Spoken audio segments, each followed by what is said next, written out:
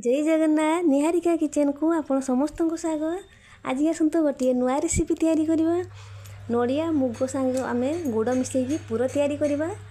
तो आसतु जाणीने नड़िया मुग पुर क्यों प्रोसेस तैयारी करुँच। आसतु गोटे कड़े बसईदे आम गैस ऑन करके कड़े बसईदेली जेहेतु आम मुगरे करवा। आगे फास्ट आम मुग नहीं जावा।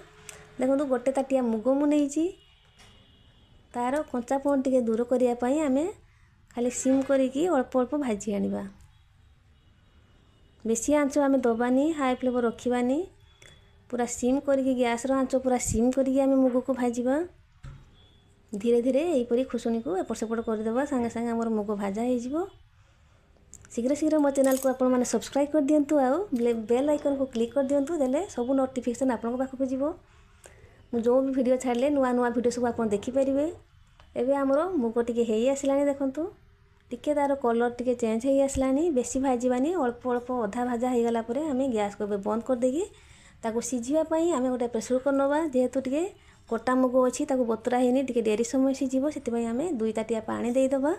2 ରୁ 2.5 ताटिया पानी दबा। आउ जो गोटे ताटिया मुग रखिथिले भाजिकी से भाजा मुग को देईदबा। सिझिबा सेतिरे आम आधा चामच लुण दबा। जेहेतु मीठा जिनिस करूचे बेसी लुण दरकार होबनी। एबे आम ताको सीटी मारिया छाड़ीदबा। 3टी सीटी मारिया पर्यंत आम से भितर नड़िया को कुरी नवा।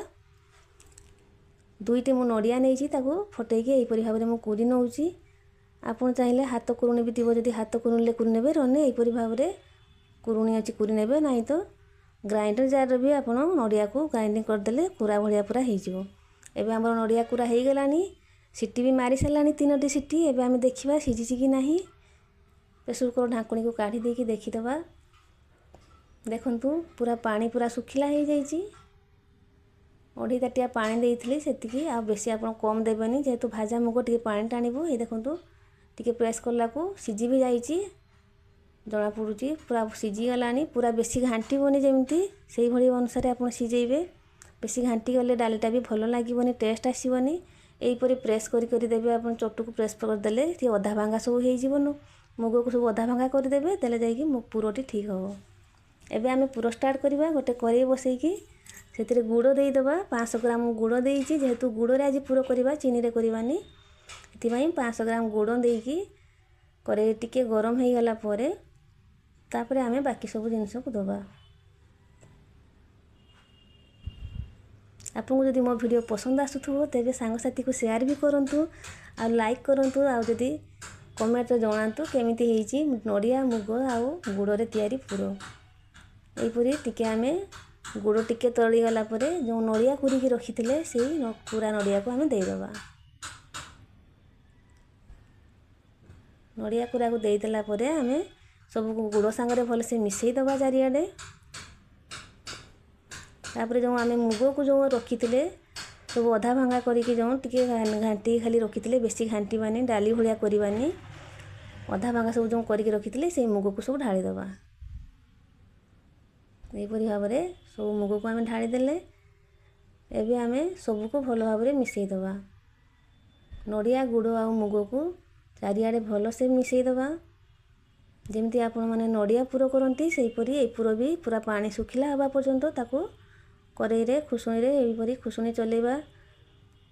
देले जाइकी पुरोटी ठीक हो। पानी पानी रहिले पिठारे दवा पाई सब भल हुएनी। सेतिपाई पूरा सुखिला हवा पर्यंत आम एमती नाड़ीबा। टिके बास्ना हवा पाई आसंतु सेतिरे आमे अदा टिके दबा।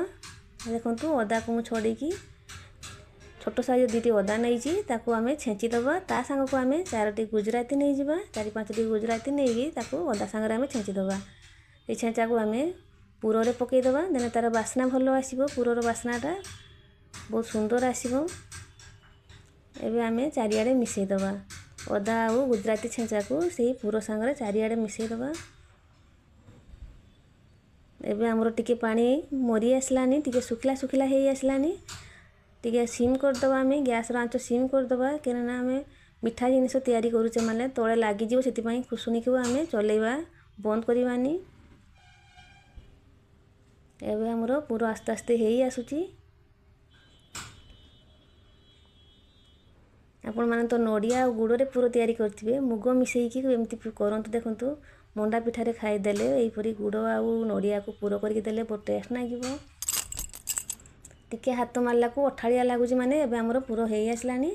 ଯେତେବେଳେ ଦେଖିବେ ଟିକେ ଅଠାଳିଆ ଲାଗିବ ସେତେବେଳେ ଜାଣିବେ ଯେ ପୁର ହେଇ ଆସିଲାଣି। ଆଉ ଖୁସୁଣିରେ ବି ପାଣି ପୁରା ମରି ଆସିଲାଣି, ଖାଲି ଅଳ୍ପ ଅଛି। ଆଉ ଟିକେ ଚଲେଇ ଦେଲା ପରେ ଆମେ ବନ୍ଦ କରିଦେବା।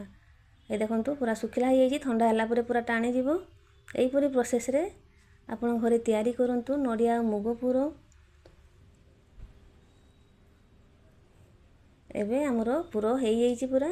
ଏବେ ଆମେ ବନ୍ଦ କରିଦେବା ଆଉ ଥଣ୍ଡା ହେବା ପାଇଁ ପ୍ଲେଟ୍କୁ କାଢ଼ିଦେବା। ଆପଣମାନେ ବି ଘରେ ଏହିପରି ଭାବରେ ପ୍ରସ୍ତୁତ କରନ୍ତୁ ଆଉ ମଣ୍ଡା ପିଠା ତିଆରି କରନ୍ତୁ। ଜାଣିବେ କେତେ ସୁନ୍ଦର ଟେଷ୍ଟ ଲାଗିବ ମୁଗ ଆଉ ନଡ଼ିଆର ପୁର। ଆଉ କେମିତି ହେଇଛି କମେଣ୍ଟରେ ନିଶ୍ଚୟ ଜଣାଇବେ।